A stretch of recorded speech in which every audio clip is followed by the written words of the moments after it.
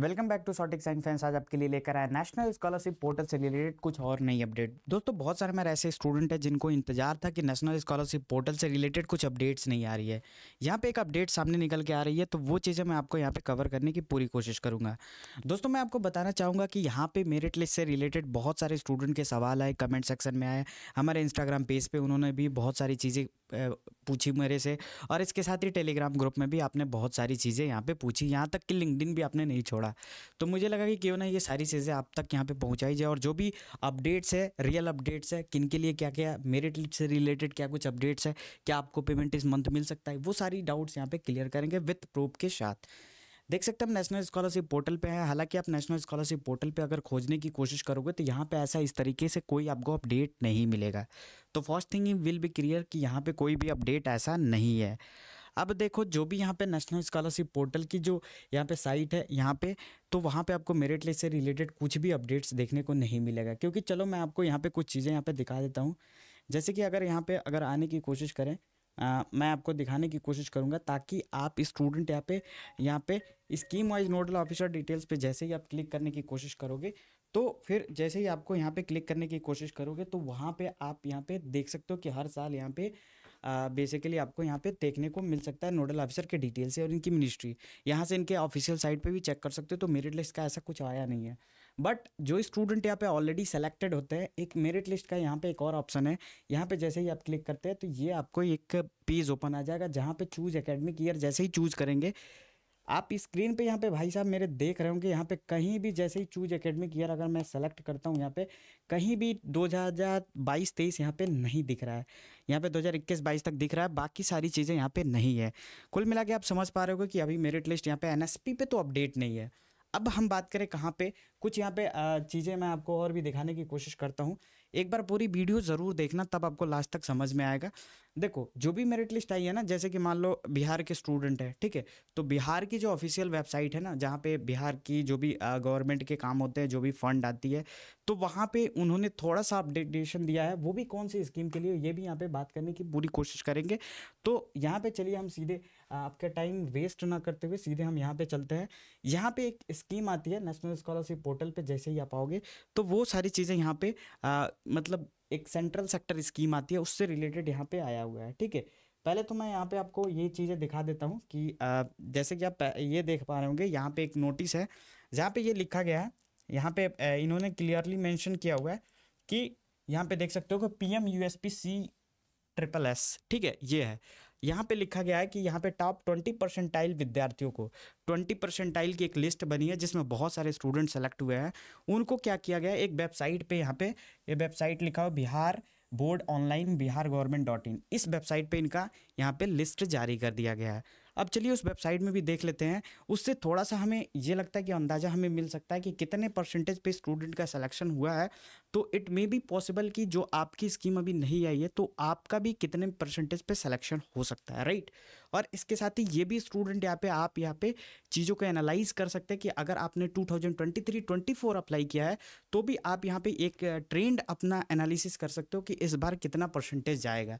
चलो वहाँ पे वो सीट मैं ओपन करने की कोशिश करता हूँ, राइट। तो उस सीट ओपन करने के लिए थोड़ा सा मुझे इसको मिनिमाइज करना पड़ेगा, और मैं ये सीट आपके सामने ओपन करने की कोशिश करता हूँ। इसको मैं जूम करके भी आपको दिखाने की पूरी कोशिश करूँगा।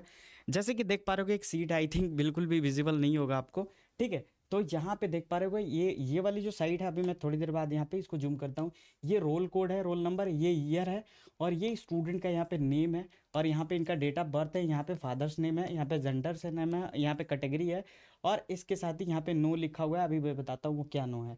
तो चलिए यहाँ पे सारी चीज़ें हम देख लेते हैं। ये जो नो लिखा है ना, पहले वो चीज़ें हम देख लेते हैं नो है क्या।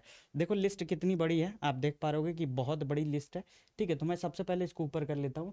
ये देखो यहाँ पे डिसेबिलिटी वाले स्टूडेंट के लिए है, ठीक है। तो वो डिसेबिलिटी स्टूडेंट है तो उसके आगे यस रहेगा, नहीं तो नो है, ठीक है। अब देखो इसको जूम करता हूँ, यहाँ पे मैं आपको एकदम क्लियर कट यहाँ पे एक भी स्टूडेंट का आपको विजिबल होगा तो आई थिंक आपको समझ में आ जाएगा।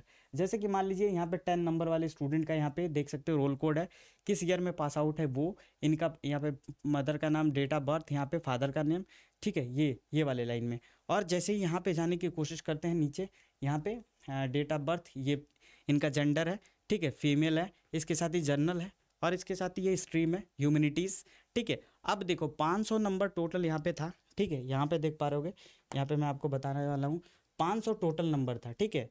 500 टोटल नंबर होने के बाद भी यहाँ पे 500 टोटल नंबर पे सिलेक्शन जो हुआ है ना, जो टॉप परसेंटाइल सेलेक्ट हुआ है, ठीक है, मतलब कि इतना हाईएस्ट 464 नंबर यहाँ पे आप देख पा रहे होगे स्टूडेंट ने पाया। कितना नंबर परसेंटेज हुआ 92.8, 92.8%, और इस स्टूडेंट का सिलेक्शन हुआ है।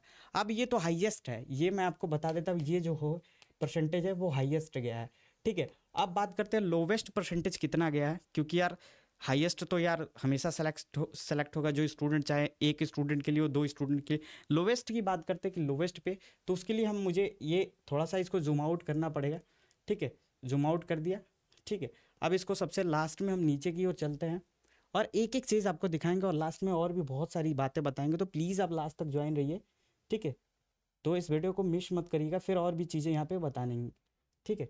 तो यहाँ पे हम लास्ट में आ जाते हैं, लिस्ट देख सकते हो कितनी लंबी है, ठीक है। ये थोड़ा सा जूम कर देते हैं, ठीक है।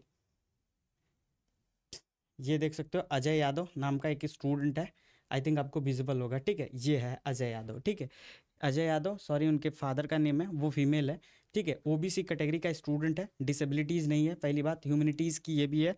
500 में 341 यहाँ पे नंबर पाया हुआ है। परसेंटेज देख सकते हो यहाँ पे, परसेंटेज इस बार गया 68.2, मतलब कि आप समझ पा रहे होगे 68.2% तक भी आपके बन रहे हैं, so you are got selected, okay. Otherwise इससे कम आपके आ रहे हैं तो आप यहाँ पे उम्मीद छोड़ दीजिए, मतलब कि आप देख पा रहे कि 70% यहाँ पे टॉप 20%, मतलब यहाँ पे देख पा रहे होगे तो 70% से ऊपर है तो आपको यहाँ पे मैक्सिमम चांसेस है कि आपको स्कॉलरशिप मिलेगी। अगर 70% से नीचे है, 70% से नीचे है तो आप देख पा रहे होगे, एक एवरेज में बता रहा हूँ 68.2 यहाँ पे हाईएस्ट गया है, यहाँ पे लोएस्ट गया है, ठीक है। हाईएस्ट तो 92.8 गया था, तो आप समझ सकते हो। तो इस तरीके से आप यहाँ पे एक चीज़ अंदाज़ा लगा सकते हो। तो ये जो स्कॉलरशिप स्कीम है ना, मैं अब एक बार पूरा एनालाइज करने की कोशिश करता हूँ। ये जो स्कीम है ना, मैं आपको बताने की कोशिश करता हूँ। ये जो बेसिकली आपका स्कीम है ना, वो आपका कौन सा स्कीम है एक बार देखना। ये जो स्कीम है ना वो है सेंट्रल सेक्टर स्कीम, ठीक है। ये जो है इसमें जो लिस्ट आई है वो बिहार के स्टूडेंट की आई है, ठीक है, बिहार की स्टूडेंट की। और ये क्या है, एक तरीके से मेरिट लिस्ट है, ठीक है। ये आपका मेरिट लिस्ट है, मेरिट लिस्ट। और इसके साथ ही इसमें हाईएस्ट जो गया है, हाईएस्ट मार्क्स आपका था 92.8, ठीक है। और वही लोवेस्ट बात करें कि कितनी लोवेस्ट अगर परसेंटेज है तो यहाँ पे था आपका 68.2 मान के चलते हैं, ये परसेंटेज था। तो आप समझ गए कि अगर आपका, चाहे आप माइनॉरिटी में अप्लाई किए हो या फिर किसी भी स्कीम में अप्लाई किए हो, ठीक है, और माइनॉरिटी में आपको पता ही है कि यार कि ऐसे ही आपको फंड घटा दिया गया है, ठीक है। तो इस तरीके से आप समझ पा रहे होंगे कि कितना आपको और भी टाइम लग सकता है और कितनी सारी चीज़ें यहाँ पे फेस करनी पड़ेगी। फिलहाल के लिए ये परसेंटेज आपको मेंटेन करना है, ये नीचे वाली परसेंटेज यहाँ पे 70% से आपका अधिक होना चाहिए। इस बार भी अगर अप्लाई कर रहे हो तो हो सकता है कि आप यहाँ पे रिन्यूअल के लिए भी यहाँ पे कुछ प्रावधान बना सकते हैं। तो एक बार जो स्टूडेंट सेलेक्ट हो जाता है, दूसरी बार यहाँ पे कम परसेंटेज आता है, तो उनको भी इस बार हो सकता है कि जो 2023-24 में है इनको बहुत ज़्यादा प्रॉब्लम फेस करना पड़ सकता है।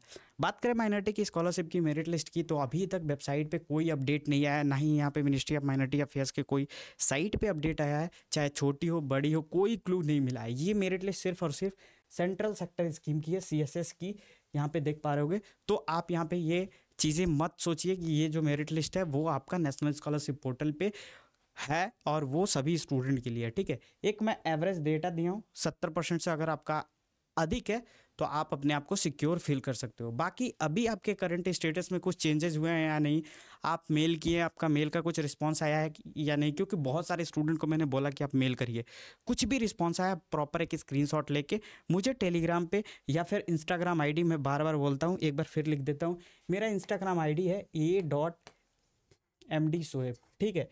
इस पर आप स्क्रीनशॉट भेज देना, जब भी मैं फ्री होऊंगा आपसे कांटेक्ट करने की कोशिश करूंगा, ठीक है। ये .md सोहेब, इस पर आप क्लिक करेंगे, यहाँ पे अपनी स्क्रीनशॉट भेज सकते हैं। बाकी कोई भी डिस्कशन हो तो मैं आपसे डिस्कस कर सकता हूँ वहाँ पे। तब तक के लिए आप सभी इजाज़त दीजिए, मिलते हैं किसी नई वीडियो के साथ, तब तक के लिए thank you, bye bye, love you all.